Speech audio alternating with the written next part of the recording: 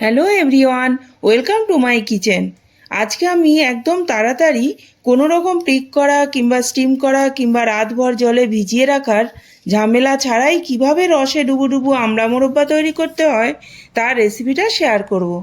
চলুন তাহলে রেসিপিটা শুরু করি। আমলার গুণাগুণ তো আমরা কম বেশি সবাই জানি, তবে সর্দি কাশির জন্য এর অবদান অনেক বেশি। সেই জন্য যেভাবেই হোক না কেন শীতের সময় আমলাটা সবাই খাওয়ার চেষ্টা করবেন। এখানে আমি 1 কিলো আমলা নিয়ে নিয়েছি। প্রথমে আমলাগুলোকে ভালো করে ধুয়ে নিয়ে একটা কুকারে অল্প এই 1 কাপ মতন জল দিয়ে একটা সিটি লাগিয়ে নেব। সাথে দিয়ে দেব সামান্য একটু বিট নুন, হাফ চা চামচের মতো। এবারে নুনটা দিয়ে ভালো করে একটু মিক্সড করে দেব। এবারে কুকারের সিটিটা চলে যাওয়ার পর এখন কুকারটাকে খুলে দেব। এখন আমলাগুলো একটা স্ট্রেনারে ঢেলে দিয়েছি।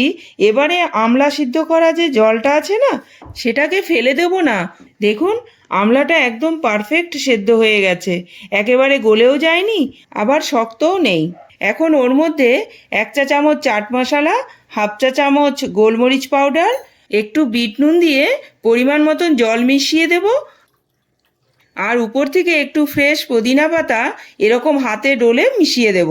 তাতে করে একটা খুব সুন্দর স্মেল আসবে। দরকার হলে উপর থেকে একটু লেবুর রসও দিয়ে দিতে পারেন।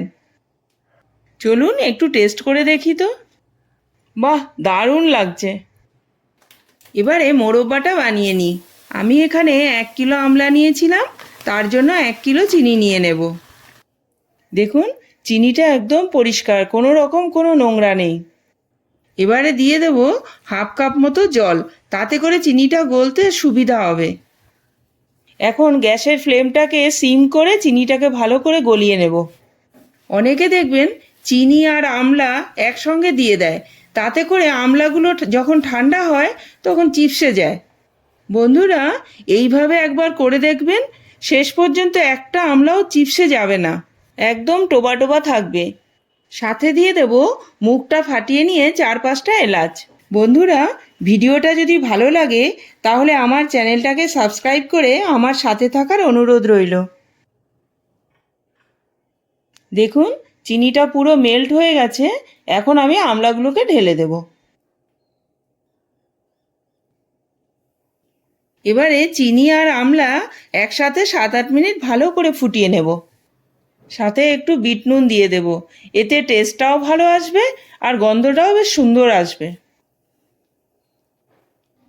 এই সময় গ্যাসের ফ্লেমটাকে হাই করে দিয়ে বেশ ভালো করে ফুটিয়ে নিতে হবে। দেখুন আমলাগুলো কি সুন্দর রসের মধ্যে গিয়ে ফুলে গেছে।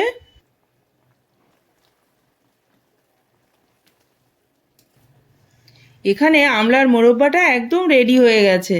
এখন গ্যাস বন্ধ করে 10-15 মিনিট ঢেকে রেখে দেব, তারপর ফিরে আসছি।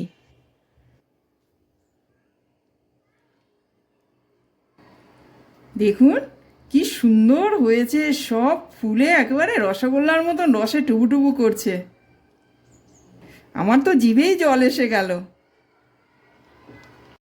আজকে এই পর্যন্ত, আবার দেখা হবে একটা নতুন ভিডিওর সাথে। Thank you.